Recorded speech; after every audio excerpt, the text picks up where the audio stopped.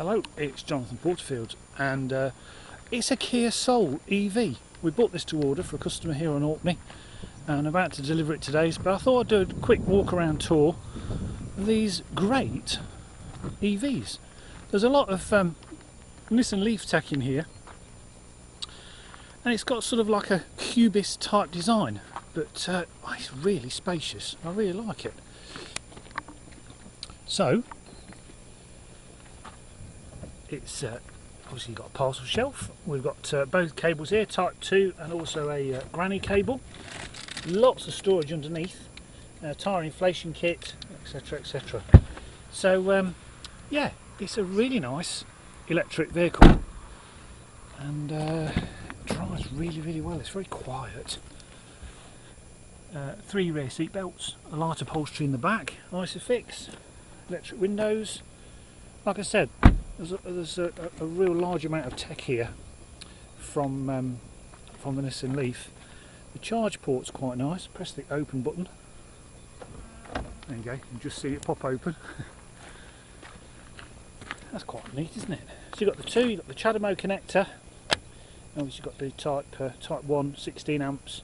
Well, actually no, it's 32 amp 6 kilowatt charger, or a 3-pin plug which will charge at 10 amps. So it's got what we call rapid charging facility, a bit like the Nissan Leaf 6.6. The wheels are aerodynamically designed for better efficiency. Parking sensors all round, reversing camera. It really is a great thing to drive. Let me just show you some more detail. So inside we've got the 2 keys, remote fobs, and also keyless entry, of course. Again, I won't keep referring to the Leaf, but very similar in principle. Press the power button with your foot on the brake.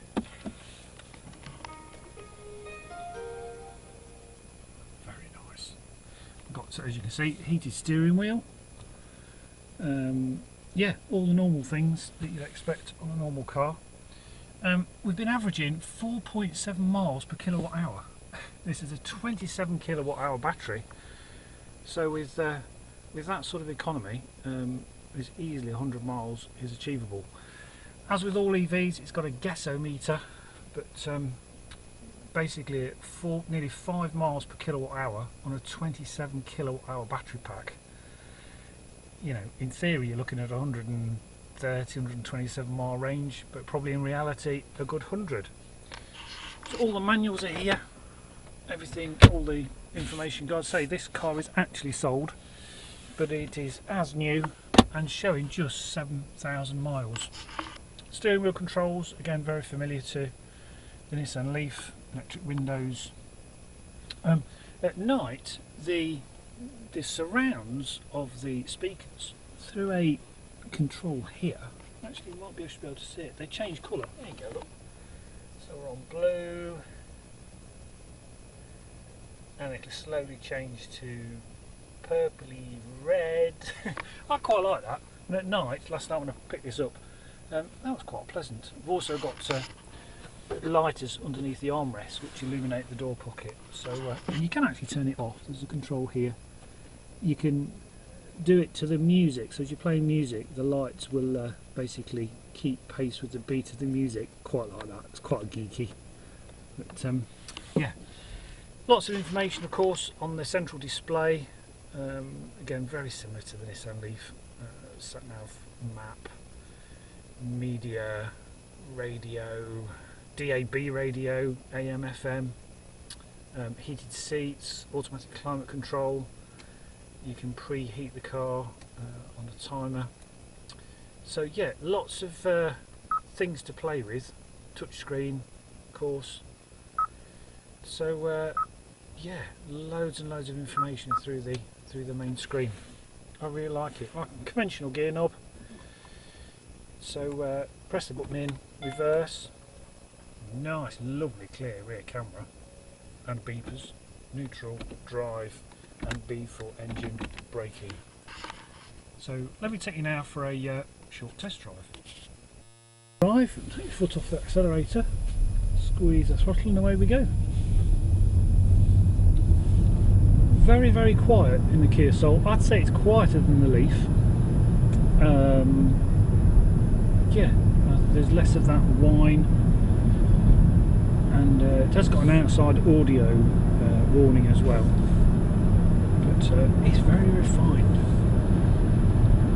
I think people that are perhaps a little shorter, such as my wife, would like this. She's not driven this yet, because you can see all of the bonnet. One gripe with an Nissan Leaf is that because it's so steep at the front, is that you can't see the edge of the bonnet. I'm used to it, and most Leaf drivers will get used to it. But in the Kia Soul, you can actually see the ends of the bonnet. Seats height adjustable as well. Drives really nicely. Yeah. So you can charge this in around 20 minutes. Bigger battery than the 24 kilowatt hour Leaf, probably on a par with the 30 kilowatt hour Leaf. Now we talk about kilowatt hours, the amount of battery energy in kilowatts that an electric car stores, and obviously everyone's looking for the biggest battery available. Now the 30 kilowatt Nissan Leaf, it only uses around 27 kilowatt hours. It always holds back about 3 kilowatts, so you can never completely drain it. Now Kia approached it slightly differently, so it's just over 27 kilowatts, and you can nearly use all of the 27 kilowatts of available energy. So slightly different battery management system on this compared to the Leaf. Lots of information on the internet. People that drive these properly are getting really, really good range.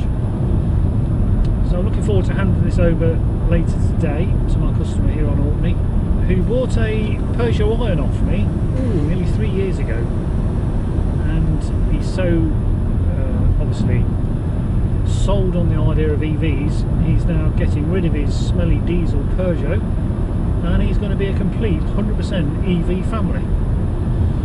So that's really good news. And I find a lot of my customers do this. They will hold back an internal combustion engine car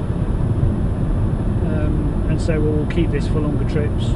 And most of the time, after 6 months, or as in this case 2 years, they'll come back and say, actually, we're not going to get the diesel fixed, we're not going to re-MOT it, we're going to get rid of the diesel, we'll scrap the diesel car, and in this case quite literally I think, and we'll have another electric vehicle, which is great. I love helping people to see that this really is the future. So lots of information in front of you.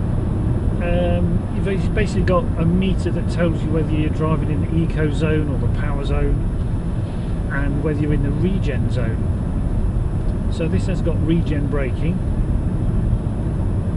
and along with all the other lots of extra knobs and buttons you get on this, you can also change the steering input, which I thought was pretty good. I'm trying to remember where the button was. Oh, there we go. There's a button on here called mode with a little steering wheel, and you can go from steering mode normal to sport and comfort. I'm guessing comfort's really light, normal is normal, and sport I'm guessing is a little bit further. I'm trying to see if I can see any difference. Not at this speed. So, but anyway, let's leave it on normal.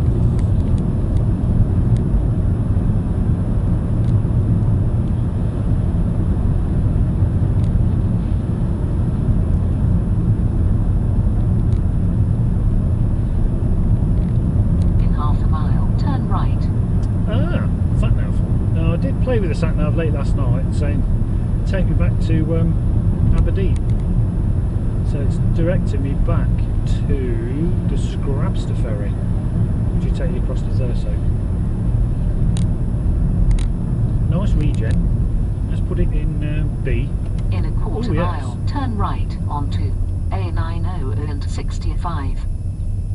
That's quite a nice regen. Nearly come to a stop. 9 miles an hour, 8. Yeah, nice regen. Quite like that. I'd say a little bit more heavier regen than the Leaf in B mode. We've also got an eco button, very similar to the Leaf as well. Cruise control, speed limiter, activation here for the sound system. Again, very similar to the position on the steering wheel as the Leaf as to these particular controls, even down to the Bluetooth phone. Now turn right. No, we're going to turn left. I'm going to stop the car. I'm just going to see if I can end the route. Where are we? Route. Stop guidance. Oh, there we go. Put my EV screen back on. There we go. Indicator sounds nice. When you're so used to the same car, I'm so used to the Nissan Leaf. I'm seeing similarities but huge differences. Driving position being one of them. Feel very upright. Quite like that. Quite visible.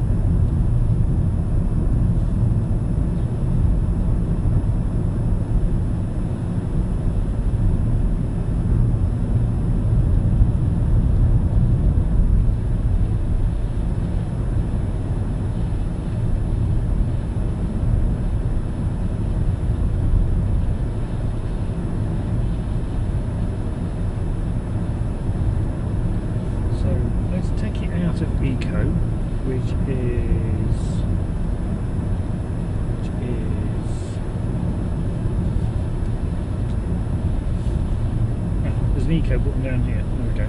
Stick it out of Eco. Let's just see how fast it accelerates. Yeah. Comparable to the Nissan Leaf. That's alright. Electronic handbrake. Cup holders galore. USB auxiliary inputs.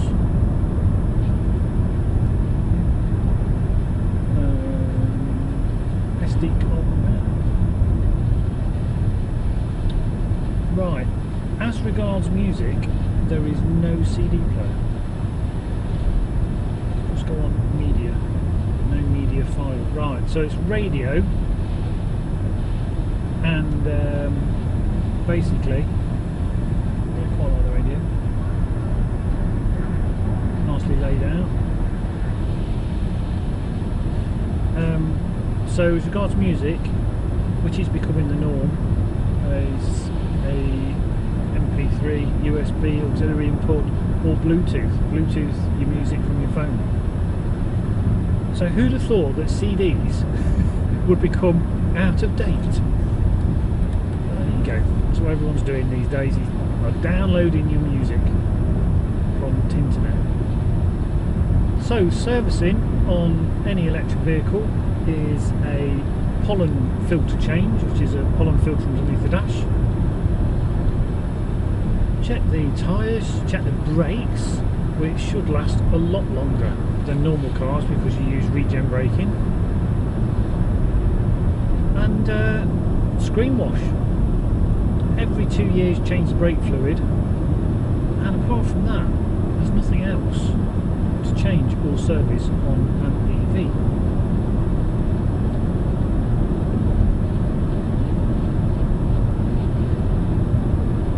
Servicing costs very cheap, and as regards filling this at 27 kilowatts, so you won't put 27 kilowatts in every night from home.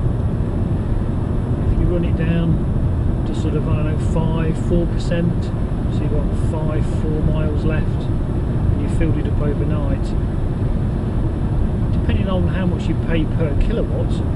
Let's say you pay 10 pence per kilowatt hour per unit of electricity, then you're looking at £2.50 to do 100 miles.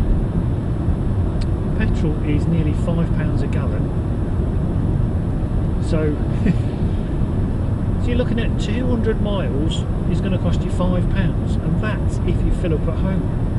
plug in, as in the case here on Orkney, at a public charger, or plug in at work, it's not going to cost you anything. But even if you did fill it up at home, £5 will take you 200 miles. What car does 200 miles to the gallon? Internal combustion engine. There aren't any. Here on Orkney, as in other places in the UK, if you've got PV, photovoltaic cells on your roof, solar panels, then if you charge this up at 16 amps, it's going to pull around about 3 kilowatts.